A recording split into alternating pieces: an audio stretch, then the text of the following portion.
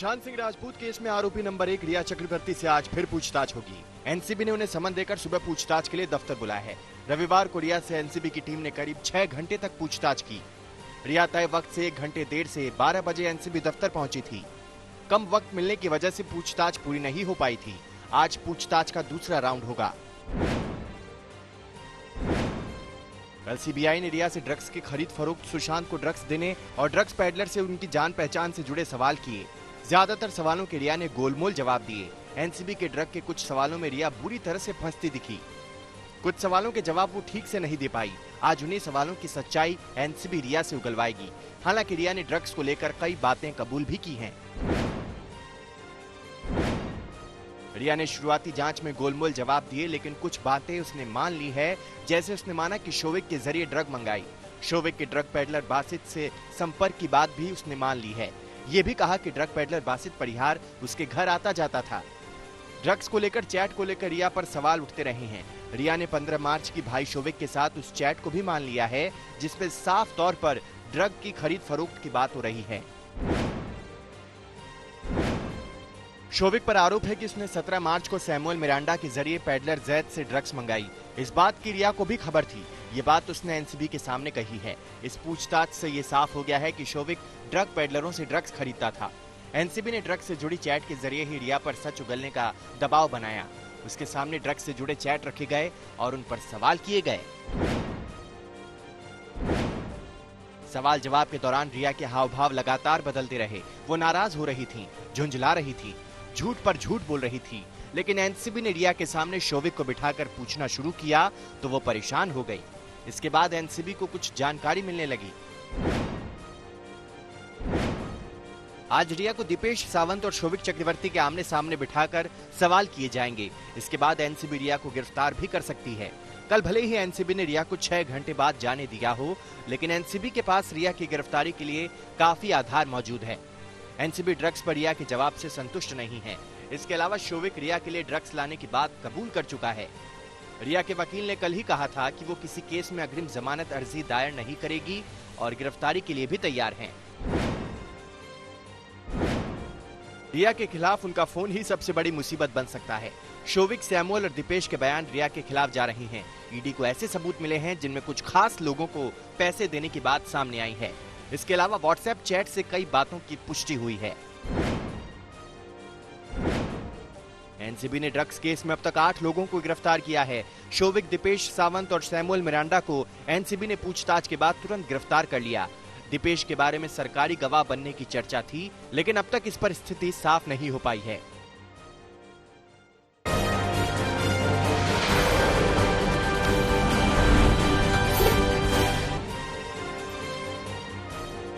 AIIMS के 3 डॉक्टरों की टीम ने सुशांत की बॉडी का पोस्टमार्टम करने वाले डॉक्टरों से पूछताछ की है।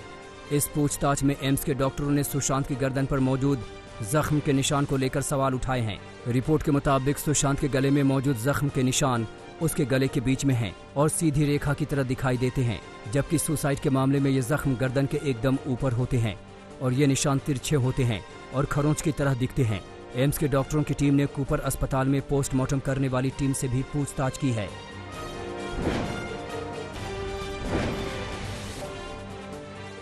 सुशांत सिंह राजपूत मौत मिस्ट्री में सीबीआई की टीम ने रविवार को मीतू सिंह से पूछताछ की। सीबीआई ने टैलेंट मैनेजर जया साहा और सुशांत की पूर्व बिजनेस मैनेजर श्रुति मोदी को भी डीआरडीओ गेस्ट हाउस तलब किया। इसके अलावा सुशांत के टैलेंट मैनेजर उदय सिंह गौरी को भी सीबीआई ने बुलाया। सभी से सुशांत की मौत, उनकी बीमारी और इलाज को लेकर सवाल पूछे गए। जया साहा और श्रुति मोदी का नाम रिया से चैट में भी सामने आया था, जिसमें ड्रग्स और सीबीडी ऑयल को लेकर चैट की गई थी।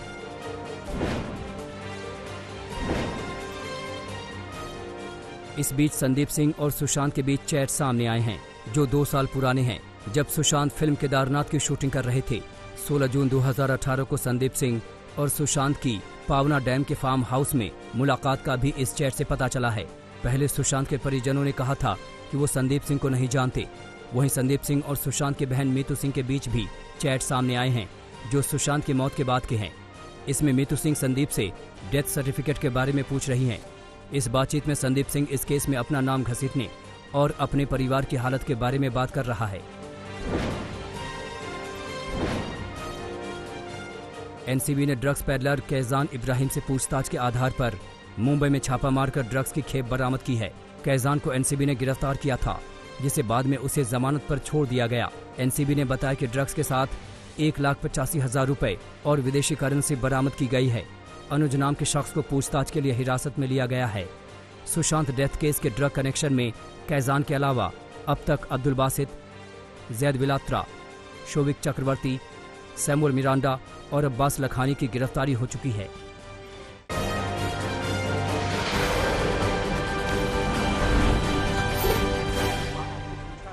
सुशांत केस में विवादों में आए संदीप सिंह ने आज तक को सफाई देते हुए कहा कि 14 जून को वो सुशांत के दोस्त के नाते परिवार की मदद के लिए गए थे, क्योंकि उस वक्त सुशांत के परिवार में से सिर्फ उनकी एक बहन ही मुंबई में मौजूद थी। सुशांत के परिवार के ये कहने पर कि वो सुशांत को नहीं जानते, संदीप सिंह ने कहा कि वो सुशांत के परिवार से कभी नहीं मिले थे, इसलिए परिवार की बात जायज है, लेकिन सुशांत के साथ उनके करीबी रिश्ते थे। मैं अपने करियर का, अपने इमेज का उस समय नहीं सोच सकता था। मिस्टर संदीप, फैमिली ने भी सवाल खड़े कर दिए, तो मुझे ये नहीं पता था कि ये बातें सवाल खड़ी कर देंगी। नहीं जानते थे, हम नहीं जानते ये कौन है, और इसी वजह से तो सीबीआई ने जाकर फिर आपसे भी तफ्तीश की है। कोई आधार है? सही बोला भाई, मैं भी नहीं जानता था, वो भी नहीं जानते थे। हाँ, मैं गंभीरता आप लोगों ने बनाया है अंजना जी। सही बात है, एक एक्टर जो बॉम्बे में रहता है, ऐसा कभी कोई फंक्शन या बर्थडे या वेडिंग एनिवर्सरी ऐसा कुछ शादी नहीं हुआ जो फंक्शन जहां पे पूरी फैमिली आई हो या सुशांत ने इंट्रोड्यूस कराया हो।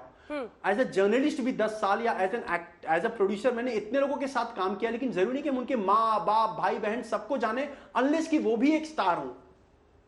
हम नहीं जानते सबको, लेकिन अगर एक ऐसा हादसा हो गया जहां हम पहुंचे और पहला एक इंसान, एक लेडी, एक औरत घर में दिख जाए अकेली, तो बट ऑब्वियस किसी दोस्त का फर्ज बनता है, जो महेश शेट्टी और मैंने मदद किया। संदीप सिंह ने सुशांत के साथ दोस्ती के सबूत के तौर पर सुशांत के साथ चैट के रिकॉर्ड सामने रखे और कहा कि इससे कोई फर्क नहीं पड़ता कि 1 साल से सुशांत के साथ उनकी बात नहीं हुई थी। संदीप ने कहा कि सुशांत छिछोरे और अपनी दूसरी फिल्मों में बिजी थे, जबकि वो पीएम मोदी को लेकर फिल्में लगे थे, इसलिए बात नहीं हो पाई, लेकिन इससे दोस्ती पर कोई फर्क नहीं पड़ता। तो ये तो मेरा दोस्त 2011 से था। अगर 1 साल हमारे बीच में अगर वो छिछोरे और ड्राइव में बिजी था और मैं पीएम नरेंद्र मोदी बनाने में और उसके कंट्रोवर्सी में और अपनी नेक्स्ट फिल्म में बिजी हो गया, तो क्या गुनाह हो गया अगर हम 1 साल बात नहीं कर पाए। संदीप सिंह ने 14 जून को एम्बुलेंस ड्राइवर से फोन पर बातचीत को लेकर सफाई देते हुए कहा कि मुंबई पुलिस ने पेमेंट के लिए ड्राइवर को मेरा नंबर दिया था, पहले उसी का फोन आया। संदीप सिंह ही एम्बुलेंस में बैठकर कूपर अस्पताल आए थे। नजदीकी अस्पताल छोड़कर सुशांत का शव कूपर अस्पताल लाने पर संदीप ने सफाई दी कि उन्होंने पुलिस के कहने पर ऐसा किया।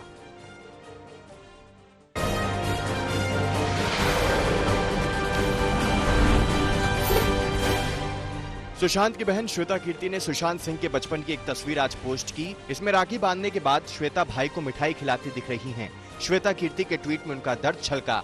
उन्होंने लिखा, हमने एक दूसरे की सुरक्षा का वादा किया था, लेकिन इसे निभा न सके। मैं फेल हो गई भाई।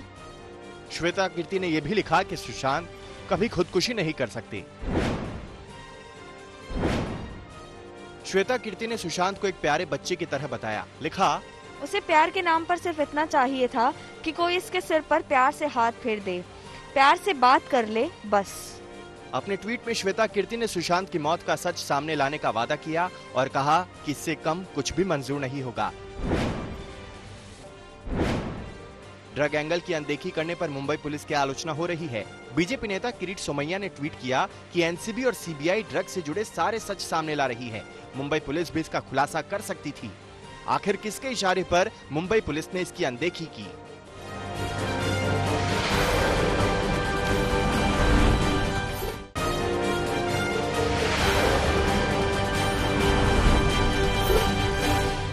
दिल्ली में आज से मेट्रो सेवा की फिर से शुरुआत हो गई। 169 दिनों के बाद मेट्रो फिर शुरू हुई है। फिलहाल आज इसे येलो लाइन यानी समयपुर बादली और हुड्डा सिटी सेंटर के बीच चलाया जा रहा है। इस रूट पर मेट्रो रेल सुबह 7 बजे से शुरू हो गई है। सुबह मेट्रो 11 बजे तक चलेगी। मेट्रो के फिर शुरू हो जाने से लोग खुश हैं। आवाजाही में इससे सहूलियत होगी। लगभग 6 महीने के वक्त के बाद एक बार फिर दिल्ली की लाइफलाइन कहे जाने वाली दिल्ली मेट्रो आज एक बार फिर से पटरी पर दौड़ना शुरू हो गई है।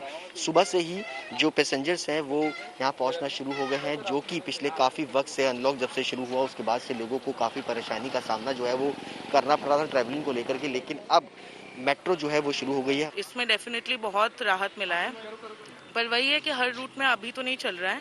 Will come to know in the days after this कि सारे रूट्स में चलेगा कि नहीं, तो उसके बाद तो definitely it makes a huge difference. शाम को मेट्रो 4 से 8 बजे तक के लिए फिर ऑपरेशनल होगी, यानी कि 4 घंटे सुबह और 4 घंटे शाम। 12 सितंबर से बाकी रूट पर भी सभी सुरक्षा मानकों को देखते हुए मेट्रो सेवा ऑपरेशनल होगी। मेट्रो में सफर के लिए मुसाफिरों को सोशल डिस्टेंसिंग, मास्क और हैंड सैनिटाइजेशन जैसी प्रक्रियाओं का पालन करना होगा।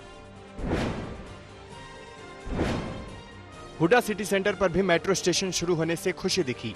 यहां से पहली मेट्रो सुबह 7 बजे चलने लगी। यहां से पहली मेट्रो विश्वविद्यालय मेट्रो स्टेशन के लिए चली।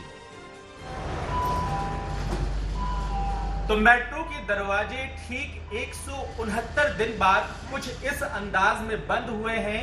बंद इसलिए हुए हैं क्योंकि अब यात्री मेट्रो में सफर कर पा रहे हैं। कोरोना काल में कई नियमों में बदलाव किए गए हैं। खास बातों का ध्यान रखते हुए ही यात्री अब इस मेट्रो में सफर कर सकते हैं। सुबह सुबह जो दफ्तर जाने के लिए लोगों को अलग अलग साधनों का इस्तेमाल करना होता था, वो अब कहीं ना कहीं राहत की सांस लेते हुए नजर आ रहे होंगे। लखनऊ, बेंगलुरु, चेन्नई समेत देश के 9 दूसरे शहरों में भी आज से मेट्रो शुरू हो गई। हर जगह सोशल डिस्टेंसिंग का पालन करना जरूरी होगा। मेट्रो में मास्क पहनना भी जरूरी किया गया है।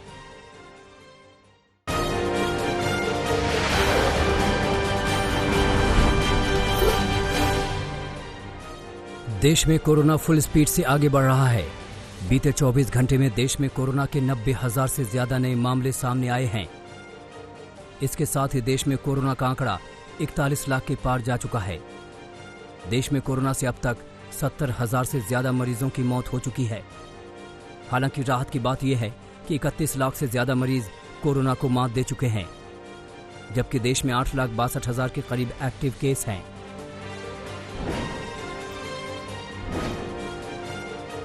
दिल्ली में कोरोना ने एक बार फिर रफ्तार बढ़ा दी है। कुछ दिन पहले दिल्ली में कोरोना पर काबू पाने की बातें कही जा रही थीं, लेकिन बीते 24 घंटे में 3,257 नए मरीजों के सामने आने के बाद चिंता बढ़ गई है।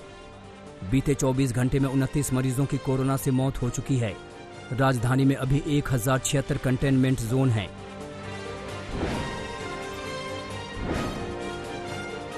बॉलीवुड एक्टर अर्जुन कपूर कोरोना संक्रमित पाए गए हैं।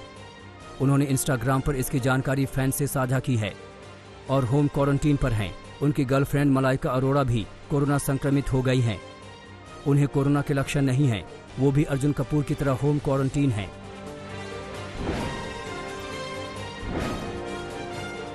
महाराष्ट्र के सीएम उद्धव ठाकरे के घर मातोश्री को उड़ाने की धमकी मिलने के बाद सुरक्षा कड़ी कर दी गई है।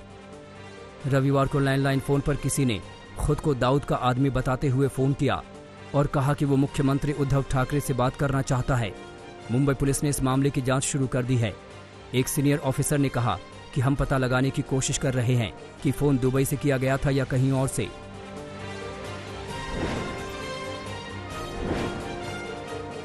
फिल्म अभिनेत्री कंगना रनौत और शिवसेना नेता संजय राउत के बीच बोल ऐसे बिगड़े हैं कि थमने का नाम नहीं ले रहे। संजय राउत के बिगड़े बोल पर कंगना ने पलटवार करते हुए 2.25 मिनट का वीडियो जारी किया है। मैं उनकी निंदा करती हूँ, संजय जी मैं आपकी निंदा करती हूँ, आप महाराष्ट्र नहीं। उन्होंने साफ कहा कि 9 सितंबर को मुंबई पहुंच रही हूं। शिवसेना के लोग मारने की धमकी दे रहे हैं। देश के लिए कई लोगों ने जान दी है, मैं भी वो कर्ज चुकाऊंगी। वो ऐसे ही खून से सींच कर इस देश की जो गरिमा है और अस्मिता के लिए न जाने कितने लोगों ने अपनी जान दी है, और हम भी देंगे। हिमाचल के मुख्यमंत्री जयराम ठाकुर ने कहा है कि उनकी सरकार कंगना रनौत को पूरी सुरक्षा प्रदान कराएगी।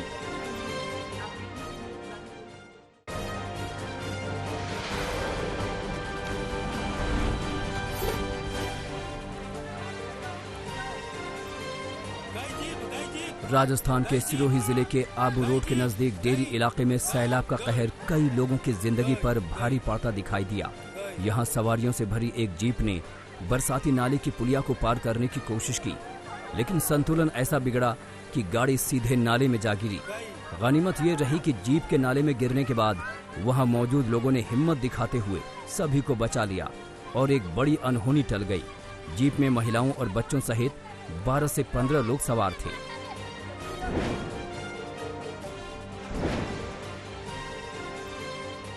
महाराष्ट्र के धुले जिले में बाढ़ से तबाही मची हुई है। मूसलाधार बारिश के बाद जिले की मोंडल नदी उफान पर है। इसकी वजह से कोथार डैम लबालब भर गया है। देवभान से लमकानी तक की सड़क बाढ़ के पानी में बह गई है, जिसकी वजह से लोगों को खासी दिक्कतों का सामना करना पड़ रहा है।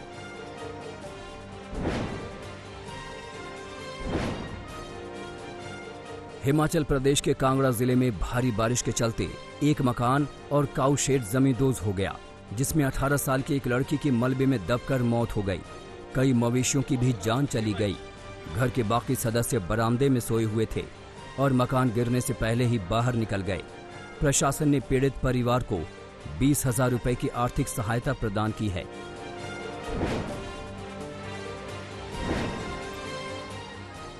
गुजरात के बनासकांठा में मूसलाधार बारिश का सिलसिला जारी है, जिसके चलते कई इलाकों में भारी जल जमाव होने से लोग परेशान हैं। अंबाजी इलाके में कई फुट पानी भर गया है।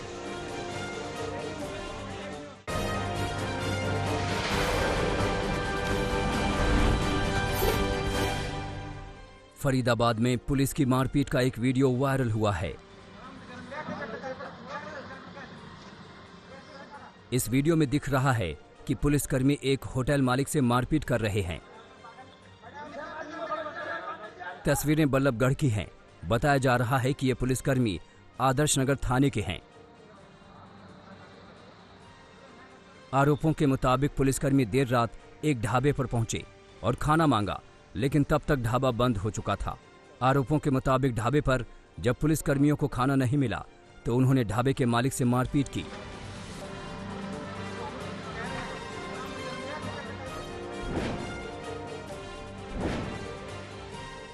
दिल्ली के आली विहार में खून से लथपथ युवक का शव मिलने से सनसनी मच गई।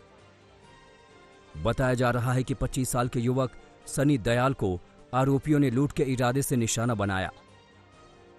एक आरोपियों ने गे डेटिंग ऐप के जरिए सनी से संपर्क साधा था। आरोपियों के कहने पर ही संदीप आली विहार पहुंचा था, मगर वहां जब संदीप से लूटपाट शुरू हुई तो उसने विरोध किया और आरोपियों ने विरोध करने पर उसे मार डाला।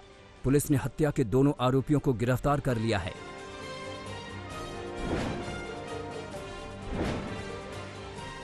झारखंड के धनबाद में पुलिस ने शिबू सोरेन के रिश्तेदार चंद्रकांत टूडू हत्याकांड का खुलासा कर दिया है। पुलिस के मुताबिक चंद्रकांत टूडू की हत्या उनकी पत्नी ने ही की थी। हत्या की वजह पत्नी का अवैध प्रेम प्रसंग बताया जा रहा है। आपको बता दें कि 25 अगस्त को चंद्रकांत टूडू की बेरहमी से हत्या हुई थी। अब पुलिस ने आरोपी पत्नी को गिरफ्तार कर लिया है।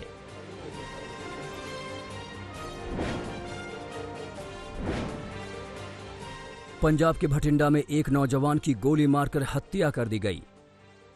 युवक अकाली दल का सक्रिय नेता था। युवक के सिर में गोली मारी गई। पुलिस ने खाली खोखे बरामद किए हैं और अज्ञात हमलावरों के खिलाफ हत्या का केस दर्ज कर लिया है। आशंका है कि राजनीतिक दुश्मनी के चलते युवक की हत्या हुई है। फिलहाल पुलिस आरोपियों की तलाश में जुट गई है।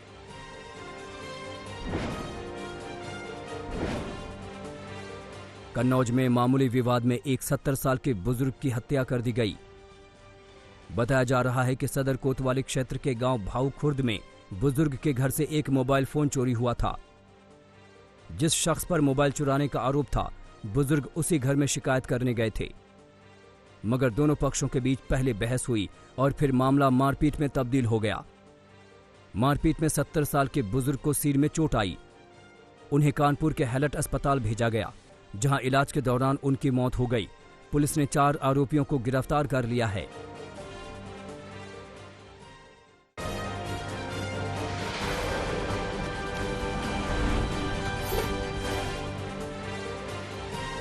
अमेरिकी राष्ट्रपति चुनाव में डेमोक्रेटिक पार्टी के उपराष्ट्रपति पद के उम्मीदवार कमला हैरिस ने एक बार फिर राष्ट्रपति डोनाल्ड ट्रंप पर निशाना साधते हुए कहा है कि वो कोरोना वायरस वैक्सीन पर सिर्फ ट्रंप पर भरोसा नहीं करेंगी, एक इंटरव्यू में उन्होंने कहा कि जब वैक्सीन बनेगी तो वो किसी विश्वसनीय स्रोत पर भरोसा करेंगी, न कि सिर्फ ट्रंप पर।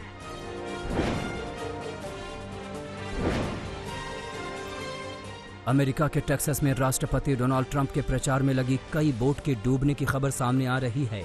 चुनाव अभियान में लगे करीब 4 जहाजों के पानी में डूबने की खबर सामने आई है। साथ ही कई ऐसे भी जहाज हैं जो क्षतिग्रस्त हुए हैं। हादसा कोलोराडो नदी पर बने ट्रेविस झील में हुआ है। फिलहाल पुलिस इस मामले की जांच कर रही है।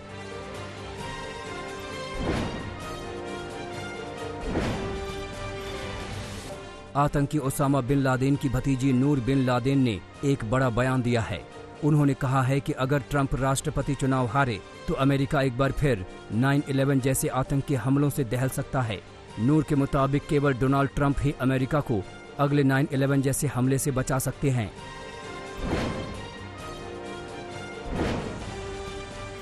एक हफ्ते के भीतर जापान के दक्षिणी द्वीपों से दूसरी बार तूफान टकराया है।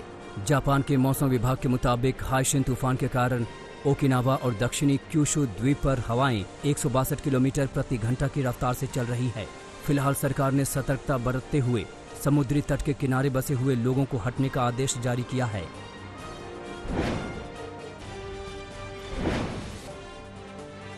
कैलिफोर्निया के जंगलों में दोबारा लगी आग ने लोगों को अपने घर छोड़ने पर मजबूर कर दिया है।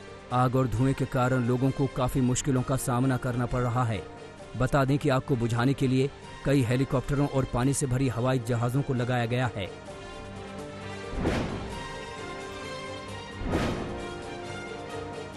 दुनिया भर में कोरोना का कहर जारी है। कोरोना संक्रमितों की संख्या बढ़कर 2,70,96,000 से ज्यादा हो गई है, जबकि 8,94,000 से ज्यादा लोगों की मौत हो चुकी है। बढ़ती कोरोना मरीजों की संख्या सबसे ज्यादा अमेरिका, ब्राजील और भारत से आ रही है।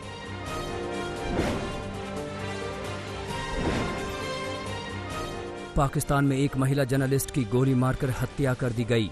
शाहिना शाहीन सरकारी TV channel Pakistan TV anchor और रिपोर्टर थीं। पुलिस के मुताबिक 2 हमलावरों ने उनके घर में घुसकर उनकी हत्या की। फिलहाल पुलिस मामले की जांच कर रही है। बता दें कि इसी हफ्ते पाकिस्तान के प्रधानमंत्री ने अपने देश में पत्रकारों को सुरक्षित बताया था।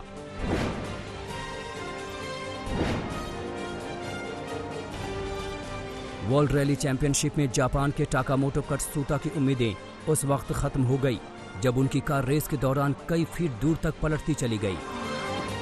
कैमरे में कैद वीडियो में साफ देखा जा सकता है कि कैसे मोड़ पर कार से उनका कंट्रोल खत्म हुआ, जिसके बाद कार कई फीट तक पलटती चली गई।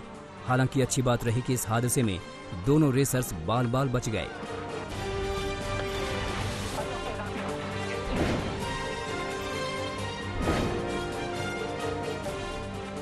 चीन ने अंतरिक्ष में बार बार भेजे जाने में सक्षम स्पेसक्राफ्ट को सफलतापूर्वक वापस लैंड करा लिया है। 2 दिन पहले ही चीन ने इसे लॉन्च किया था, जो रविवार को अपने पूर्व निर्धारित लैंडिंग स्थल पर सफलतापूर्वक लौट आया। बता दें कि चीन ने इस मिशन को पूरी तरह गुप्त रखा था।